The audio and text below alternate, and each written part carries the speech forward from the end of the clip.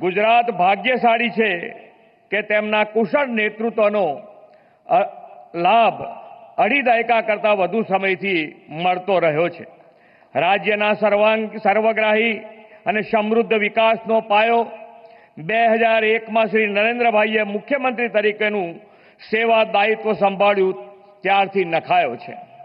શહેરી વિકાસ વર્ષની ઉજવણી પહેલા આપણે ત્યાં નગરપાલિકાઓ મહાનગરપાલિકાઓ પાસે પૂરતા નાણાંના અભાવે વિકાસ કામો અટકી પડતા.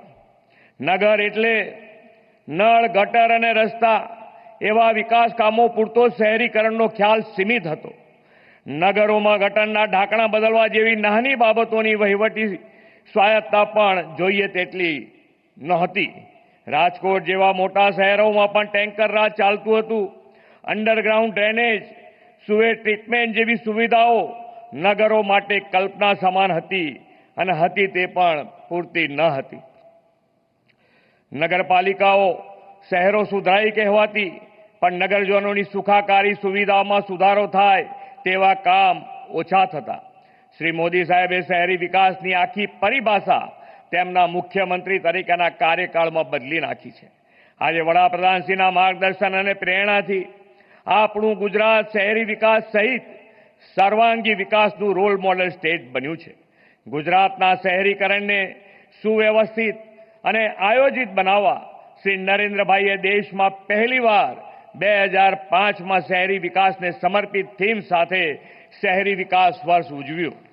2005ના શહેરી વિકાસ વર્ષનું વિઝન શહેરી વિકાસ કાર્યક્રમનો કાર્યક્ષમ અમલ કરીને સક્રિય જનભાગીદારીથી ગતિશીલ, સ્વચ્છ, સુંદર શહેરો ડેવલપ કરવાનું હતું. વિકાસની ગતિવિધિમાં જનભાગીદારીને સક્રિયપણે જોડવાની બ્લ્યુપ્રિન્ટ આપીને શહેરોને ઉર્જાવાન બનાવ્યા.